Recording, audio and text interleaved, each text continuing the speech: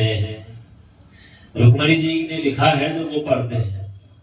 श्रुत्वा गुणान् भवन सुंदर शृण्वतान्ते निर्वेश्य कर्ण विवरेर हरतो गपाया रूपं दृशादृशमताम् अखिलार्तलाभम् तय्याच्युता पैसदचित्तमपत्र बन्मे। दो बार संबोधन आया। क्या कर रही अच्युत? शृण्वतां गुणान् भवन सुंदर शृण्वतान्ते। हे त्रिभुवन सुंदर, आपकी महिमा का वर्णन कितना करा जाए बहुत कम है, लेकिन मैंने आपके बारे में बहुत सुना और बड़ा आनंद आया है। सुन सुन करके मैंने अपने चित्त पर एक चित्र बना रखा है। महाराज मैंने आपको कभी देखा नहीं है, कभी नहीं देखा है, लेकिन आपको अपना जीवन धन मान लिया है। और अब दुर्भाग्यवश परसों मेरी शादी हो रही है, इसलिए महाराज अपनी वीरता का परिचय देते हुए आइए और मुझे ले जाइए। अंतःपुरांतरचरी मलिने हृदय बंधो स्वामोद्भये कथमिति प्रवदामि पायाम् पूर्णेन रस्ति महिते कुलदेवी यात्रा यस्या वहन्ति भवतो गिरिजमामुपेता। हे महाराज, हमारी कुल परंपरा के अनुसार कन्या के विवाह के समय हम लोग गिरजा मंदिर में पूजा करने जाते हैं। और याद रहे महाराज, शत जन्मोभिरस्या, 100 जन्म भी देने को मैं तैयार हूँ, लेकिन विवाह करूंगी तो केवल आपसे ही करूंगी और आपके साथ ही करूंगी। अच्छा, तो जब ये चिट्ठी पढ़ी तो भगवान ने कहा चलिए पंडित जी महाराज आगे आप चलो, हम भी तुरंत चल पड़ते हैं, तुरंत आ जाते हैं। सैन्य सुग्रीव में एक पुष्पक धारक भगवान के घोड़े हैं। बलराम जी ने देख लिया है ये अभी अचानक कहाँ चल पड़ा है। दाऊ जी चिंतित हो गए। तब सेवक बोला सरकार, एक ब्राह्मण आए थे कुंडनपुर से पत्र लेकर के। अच्छा, तो भगवान बलराम जी समझ गए हैं और वो भी अपने हल मुसल लेकर के आ गए हैं। दुर्भगयान में दाता अनुकूलो महेश्वरा देवी वामुखा गौरी रुद्राणी गिरिजासती। अब ये देवी के मंदिर में आई हुई है और प्रार्थना कर रही है, जय जय गिरिवर राज किशोरे जय महेश मुख चंद्र चकोरे जय गज वदन सनातन माता। ये ऐसी प्रार्थना कर रही है, देवी ब्रह्मा जगदम्बा राजराजेश्वरी भगवती, आज ही मुझे समस्त भक्तों का फल आज ही चाहिए। आज क्योंकि मेरा ये जीवन का सवाल है, हे मातेश्वरी मैंने आपकी सेवा करी है, आज मुझे समस्त व्रत अनुष्ठानों का फल चाहिए। और अचानक बाएं अंग फरकने लगे। स्त्रियों के बाएं अंग फरकना बड़ा शुभ माना जाता है। आजकल तो दाहिने अंग फरकते हैं जिसकी भी देखो, लेकिन इनके बाएं अंग फरक रहे थे। बामुर भुजो नेत्र अश्वरं प्रियभासिन। संकेत शुभ हो। सामने से पंडित जी का दर्शन हो गया।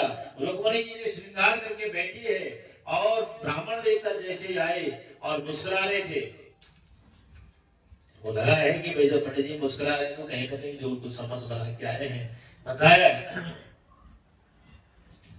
कहा देवी कृष्ण बाहर खड़े बोला हाँ। सेवा भार भवितुम रूपमण्यनिता परम।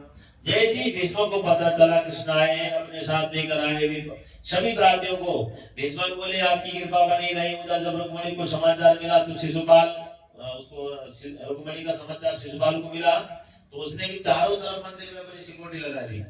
कैसी जाती है, जैसे भगवान जब आए हैं तो सबके सब सेवक जो है ऐसे नींद में सो गए हैं।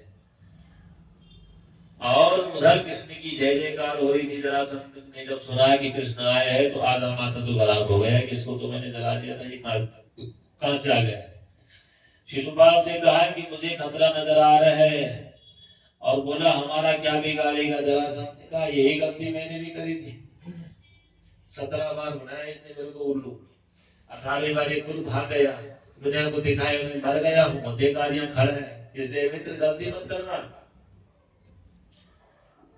भगाया इसने। बलराम जी बोले चिंता न करे, सबने मंदिर घेर लिया। मंदिर में बैठी रुक्मणी जी पूजा कर रही है। अस्यैव भार्य भवतुं रुक्मणी अलिप्तपारम्। हे मातेश्वरी कृष्ण, ये मुझे पति रूप में प्राप्त हुआ, ऐसा आशीर्वाद दीजिए। भगवती ने प्रसन्न होकर के आशीर्वाद दिया। जब बाहर निकले तो विशाल सेना से मंदिर घिरा हुआ है। भगवान, हे भगवान, मैंने लिखा था कि यहाँ कोई नहीं होगा, पर यहाँ तो जो है सारी सेना लगी हुई है। और प्यारे, जहाँ भगवान ने देखा तो हाथ पकड़ लिया रथ पर सैनिक तुरंत, और सीधा खींचा कि बैठो तुरंत रथ पर। और सैनिक कह रहे हैं ले गयो ले गयो ले गयो ले गयो। भगवान ने माया फैला दी, ले गयो ले गयो हो पुरुषार्थोल्लंतोर मनस्य निदम त्यजा। एकदम भगवान ने रथ हाँका, तेजी से भागे। आधे रास्ते भी नहीं गए तब तक जो है रुक्मिणी जी ने कहा कि रथ में चलाते हैं, पीछे से युद्ध हो रहा है, लड़ाई झगड़े हो रहे हैं, बाण आ रहे हैं, आप इनको संभालो। चल पड़े। क्षत्रियों का यही काम है, कभी विजय कभी पराजय। शिशुपाल मेरी बात समझ, इसने एक बार नहीं, दो बार नहीं, 17 बार हराया, 18 बार मैंने भी भगाया, रणछोड़ बना। इधर रुक्मिणी जी को पता लगा, उसे क्रोध आया, अस्त्र शस्त्र उठा के प्रतिज्ञा करी, छोड़ूंगा नहीं। रास्ते में जब कृष्ण रथ पकड़ लिया, किसने? इसके भाई ने, भीष्मक ने रथ पकड़ लिया। युद्ध की चुनौती हो गई। रुक्मिणी जी घबराई, भगवान अब क्या करूं? एक तरफ तो पति है, एक तरफ भाई है। रुक्मिणी सीधे भगवान के चरणों में, योगेश्वर प्रेमयात्मना देव देव जगतपते अंतम नारसी कल्याण भ्राता में महाभुज। हे योगेश्वर, हे कृष्ण, भला बुरा जैसा भी है, लेकिन मेरा भाई है, और मेरे विवाह के समय कम से कम बंधन मत करो। इसको अगर अहंकार है तो मूंड दिया जाए, कुछ और सजा दो, लेकिन इसको बंद न करो। इतने में जो है बलदाव जी पहुंच गए, और बलदाव जी के साथ साथ पत्रकार भी पहुंचे। उन्होंने कृष्ण ने कहा, भगवान आप इस समय क्या, किस तरफ ज्यादा आपका मत रहेगा? क्योंकि एक तरफ आपकी पत्नी, एक तरफ श्याल है, आप श्यालों को बचाएंगे कि मारेंगे?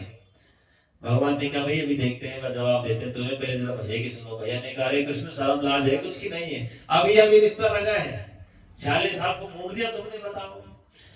खूब डांटा। रुक्मिणी पास में खड़ी है, बोली, क्षत्रियाणामयं धर्मः प्रजापति विनिर्मिता भ्रात्रापि भ्रातरं हृदयेन घोरो ततस्तदा। अरे विधाता ने हम क्षत्रियों को ऐसे ही बना रखा है, बात बात में तलवारें बाहर आ जाती है, इसलिए हम चाहे सगा भाई है तो हमका हमारी युद्ध की चुनौती बन जाती है, इसलिए प्रभु मैं क्या कर सकता हूँ? बलराम जी ने कहा कि कृष्ण ऐसा नहीं करता है, करना चाहिए, और हमारा युद्ध जब धर्म बन जाता है। द्वारिकाधीश धूमधाम से घर लौटे, द्वारिका वासियों को पता चला, और घर घर में मंगल गीत होने लगे। प्रथम विवाह भगवान का रुक्मिणी जी के साथ संपन्न हुआ।